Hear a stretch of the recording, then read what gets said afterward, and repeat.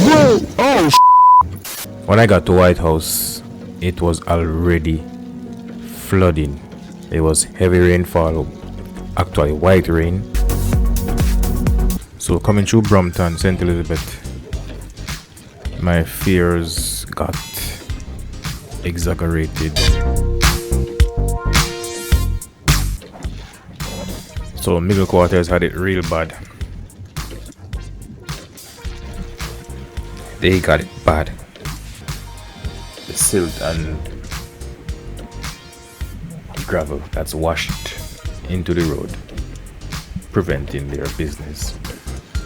Visibility was so bad and poor, and heading into the middle quarter square that would take you to the new market area.